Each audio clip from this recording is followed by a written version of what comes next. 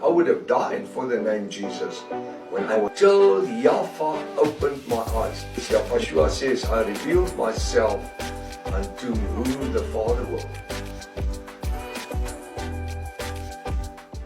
Which reads, the following scripture separates the church world. Listen, it will separate the church world from the bride of Yahweh when it states in 2 Chronicles 7 verse 14, the Old Testament scripture dividing the bride of Yahweh and the church world.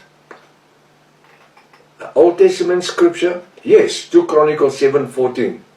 It says, if my people, who? Yahweh's people, which are called by my name, shall humble themselves and pray and seek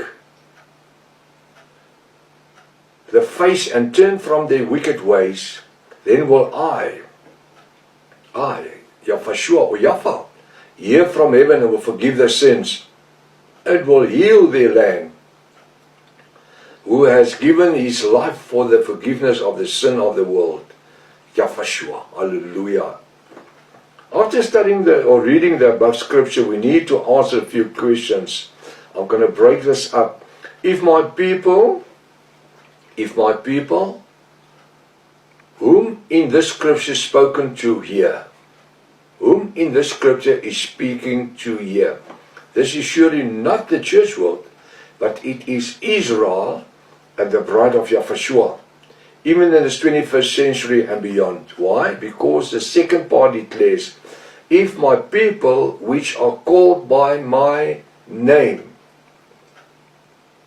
if my people who are called by my name, in the Old Testament it was Israel, who knew Yahweh their Elohim, and in this 21st century it is the bride of Yahweh who knows his name, and not the ordinary church world, but exclusively those who are called by his name, not just any other name, his name. According to the restoration of the original Sacred Name Bible, the Rotterdam version, Yahweh has a people who knows his name and are called by his name. Are you one of them? Are you one of them? Do you know what's the name of the Father who spoke to Israel in the Old Testament? Oh, but his name is too holy, we're not to utter his name. Go to Israel and the rabbis there will tell you, oh, he's too holy, you can't utter his name. Rubbish, man. He said, my people shall know my name. Call upon the name of Yahweh, and you shall be saved. And then the Son, Yahweh, his bride shall know his name. Why? Because they are going to get married to him. They're going to get married to him. Hallelujah. Currently we are engaged. Why? After repentance we've been immersed in the name of Yahweh to the forgiveness of our sins in his name. Not N-A-M-E. There's a sealing of the name to take place. Did you know no seal is of any value without the name? When a king in the old time used to seal a letter, he did it with his ring, his seal ring, and he will seal the letter with that ring because they will put wax on it, hot wax, and they will seal it in his name. The following scripture will serve a specific purpose to reveal the importance of knowing the only true name. The only true name, according to the restoration of the original Sacred Name Bible, the Rotterdam version. Revelation 7 verse 3 states, Revelation 7 verse 3 states, do not hurt the land, or the sea, or the trees, until we have sealed the servants of our Elohim upon their foreheads.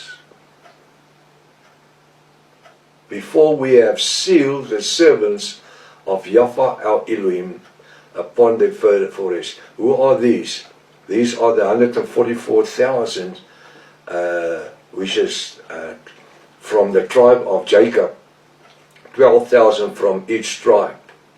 From the bloodline of Jacob, 12,000 of each tribe. The question must be, why must they have the seal on their foreheads? As we continue with this study, the question shall be answered by you, the listener. In the following scripture, we will experience the most holy name in our Bible. Hallelujah. Jesus, God, Lord, Jehovah, Yahweh. Well, this is what it's all called.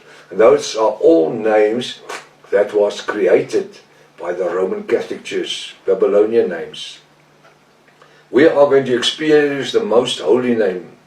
Throughout ages of corrupted text and Roman Catholic Bible translations, the truth about the sealing of the 144,000 in the book of Revelation and the sealing of the bride of Yahushua at the end of time, that's at Revelation 3, verse 22.